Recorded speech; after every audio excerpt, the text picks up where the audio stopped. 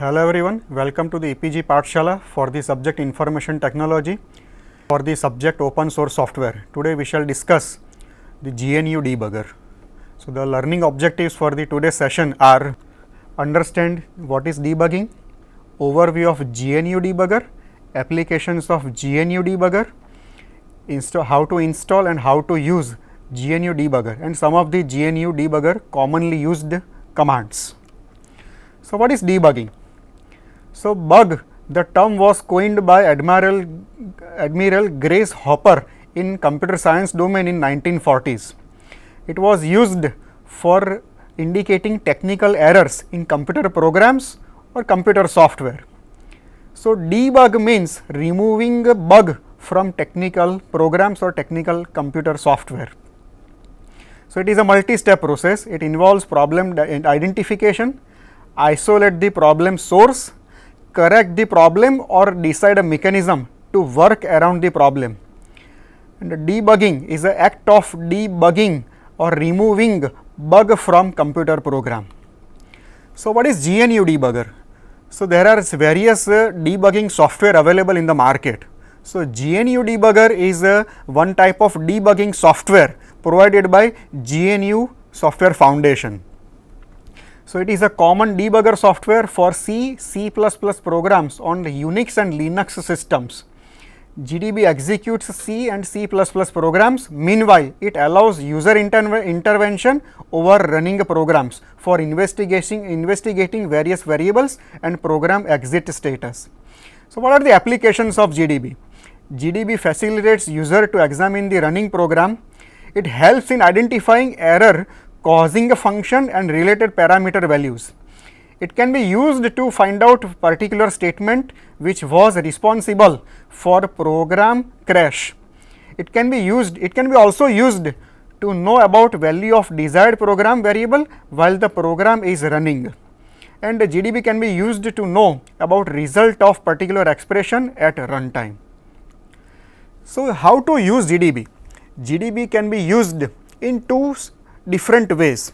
One of the way is to trace through entire program, statement by statement, line by line, trace the program and see the program status, identify or know program various values of the various variables used in the program. And the second approach is to jump to a particular segment of the program, such as loop, such as some function, etc. So a running program in GDB can be investigated in two ways.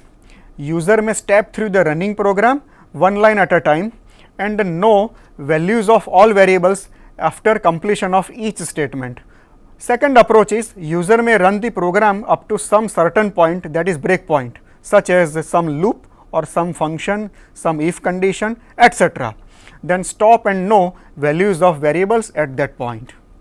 So how to check whether GDB is installed in my Linux or not? Simply issue the GDB command and observe the output. If the GDB command is available, if the GDB is installed, you will get such an output on the screen and GDB command prompt will be shown to you. Otherwise, error will be shown to you. In that case, you are required to install the GDB software. So for that, simply use the yum utility available in the Unix Linux box.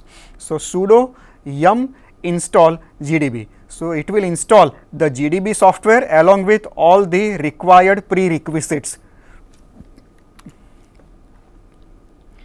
So before you use GDB, it is required to generate the symbol table. So let us first of all understand what is symbol table. So symbol table is a simple mapping of symbols. Symbols can be variables, constants, functions, etc., which are used by the programmer in the function. For example, variable a or variable interest rate or variable age, variable first name, variable second name, these are the variable symbols. Functions such as sum function 2, display message. These are the functions. So, they are again treated as the symbols. So, all of the symbols are assigned certain memory locations. So, if the symbol table is not present, in that case the GDB at the time of debugging, the GDB will display the memory addresses in hexadecimal, which will be difficult for the programmer to understand and to map and to identify that the particular address, memory address represents which particular symbol. So, it will be difficult for the programmer. So, that is why it is advised to generate first of all the symbol table. Now, how to generate the symbol table? So, symbol table is generated using the -g option in the GCC command. In our one of the earlier module of the GNU C compiler, that is GCC module, we had discussed one of the switch called -g. At that time we had discussed GCC -g is used to generate the symbol table. So, now let us see how to generate. So, GCC -g, the source program, the source file name, -o, the output, the final executable file name. So, this particular option will help the GCC command to generate the symbol table, to include the symbol table in the final executable file. So, let us first of all go through some of the frequently used GDB commands, then we shall see a particular example. So, as discussed earlier, the GDB can be used in two ways: to directly jump over to some breakpoint, or second option is to trace through one by one line. So, the command B is used to set or to put some breakpoint. Let us say for example, if B main is specified, it indicates it is used to put a breakpoint at the beginning of the program. Similarly, B will put a breakpoint at the current line of the program. Similarly, Bn will put a breakpoint at line n. B plus n will put a breakpoint n lines after the current line.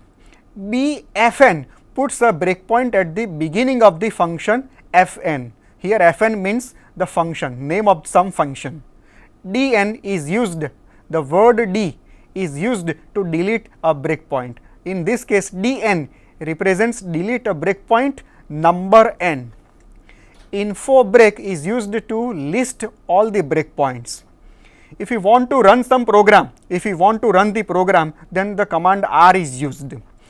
C will continue running the program until the breakpoint is found or some error is found. Similarly, F is used. When F is present, it runs until the current function is finished. Let us say for example, the control is right now is in some function, and if F is mentioned, the function will be completed, will be finished, and then the debugger will pause. S is used to run the next line of the program. Sn is used to run next n number of lines of the program. N like S, but it does not step into functions. P is the command P is used to print a value of a particular variable var, for example.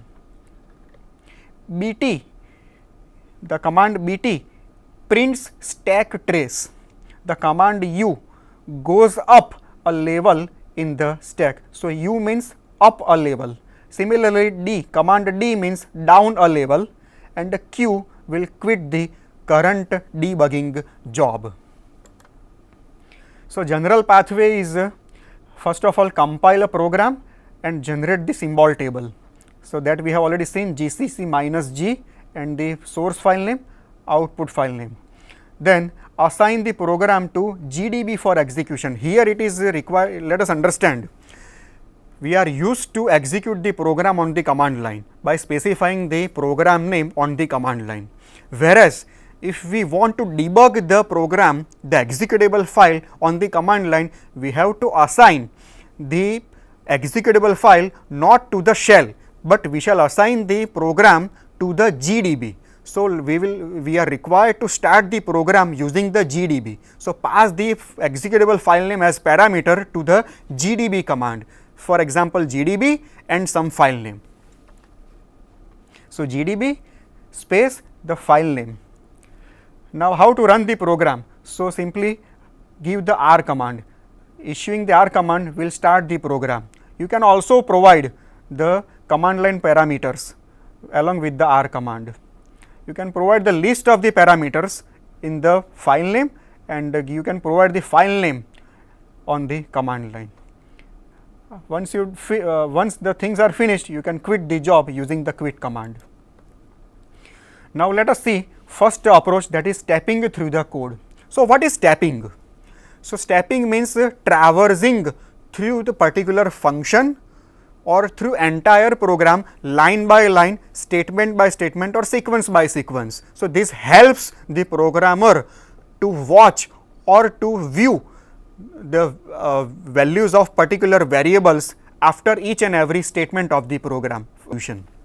So, what is stepping? Stepping lets the user to trace the path of program execution and work on the code that is crashing or returning invalid input.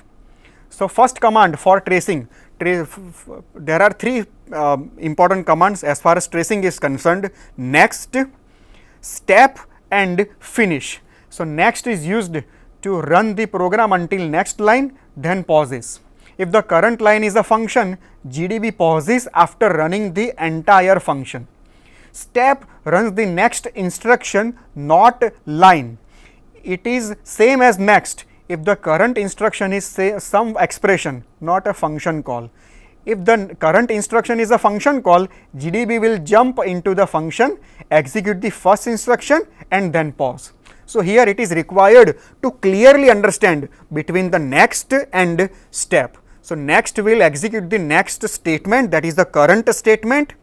If the current statement is a function, then the entire function will be treated as a single statement. So, entire function will be executed as a whole, and then the GDB will pause. Vice versa, if step is used, the next next instruction will be executed. If the next instruction is a function, then the debugger will jump into the function, will execute the first instruction and then pause. The finish command, also known as the step out, it finishes executing the current function, then pause. Useful if you accidentally stepped into some function. Now, second approach is using the breakpoints. Jump to a particular location in the program. So, breakpoint is used to pause the running program when it reaches a certain point, such as breakpoint or watch point. For example, breakpoint can be used to examine and modify variables and resume the program. The examples are break 30, it sets the watch point at line number 30. Similarly, break sum function, here sum function is the name of some function. It sets a watch point at some function. In both the cases, the program will pause when it reaches the breakpoint. So, in the first case, the program will break at line number 30. In the second case, the program will break at some function. Other command is watch and some condition. So, it sets a watch point which pauses the program when a condition changes. They are used for certain inputs. For example, some pointer is not equal to null without having to break on every function call. Other command is continue. It is helpful in resuming execution after being paused by a breakpoint or a watch point. The program will continue until it hits the next breakpoint or watch point. Other command is delete n. It deletes breakpoint n. Breakpoints are numbered when created. GDB also helps in setting the values while debugging the program. Some commands are available, such as print command. We have seen this earlier. It prints the current value of some particular parameter or some variable called somewhere. Other command is a set command. Somewhere is equal to 7. It sets the variable somewhere to 7. set somewhere is equal to some another where. So, in this case the somewhere will be assigned the existing value of the some other another where variable. Call function A. So, call command is used to call or invoke the user defined function A. Similarly, call function B. Parameters also can be passed on GDB command line. Some inbuilt function also of C can be called, such as strlen and some string. It will call some inbuilt function. Display some variable. It will display the value of some variable, but it is different. The display command of GDB is different from the print command of GDB. Print command will print the value of the variable for only once, whereas display will constantly display the value of some variable. Similarly, if you want to stop the display of some particular variable, then use the undisplay command. GDB also allows back tracing and for tracing to the functions. From the current function, the control can be moved back to the parent function, and from the parent function again the control can be moved forward to the current function. So, that is called back tracing. Function calls are stored on stack. So, stack frame is used to store details of a particular single function. So, how to backtrace? So, BT command is used. BT command backtraces or prints the current function stack. Up command moves to the next frame up. Down command moves to the next frame down. Return command is used to return from current function. Let us see the example now. So, the function is very simple. The program contains one function called divide. Divide function has two parameters, nominator and denominator, and the function simply returns the division of nominator and the denominator. The main function has two variables a and b. In the first case, the divide function is called with 9 and 3 as formal parameters. In this case, the control will go here to the divide function, n will be 9, d will be 3. So, the division will be 9 by 3, that is 3, 3 will be returned to the main function and 3 will be the output. Here there is no problem, the program is working as per the expectation. But see here, the nominator is 9, but denominator is 0, which is invalid, and it will force the program to crash abnormally, because division by 0 is not allowed. So, how to debug this? So, here the debugger will first of all read the symbols from the executable file. Now, give the R command to make the program run by the debugger GDB. So, starting the program, in first case a is equal to 9 and b is equal to 3. In that case 9 by 3 is equal to 3, we are getting the expected output. Now, in second case, see here, in second case the denominator is 0. So, here b is equal to 0, the parameter b is equal to 0, and the function divide is trying to divide 9 divided by 0, which should not be possible, which is not allowed.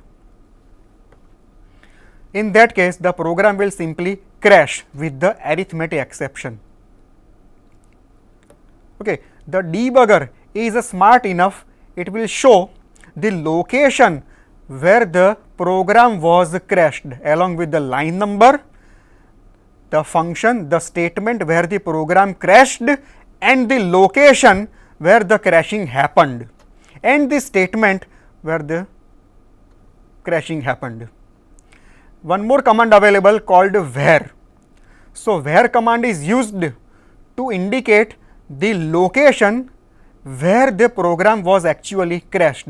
So, where command will give this output, the address of the function of the divide function, and Second, so here the stack frame 0 and the stack frame 1. One more command available called list. It will list the area which is responsible to generate the exception or to cause the error. Second example, the example explains how to deal with the core dump. So, here there is a function called set value. The function accepts two parameters. The first parameter is a integer pointer, some memory location, and the second parameter is some value which is required to be set to the at the first parameter location. So, here the function is responsible to set the value well at the memory location pointed by the parameter p int, means star p int is equal to some value parameter. Now, let us see the usage of the set well function in the main function. Int x, the variable x is of integer data type.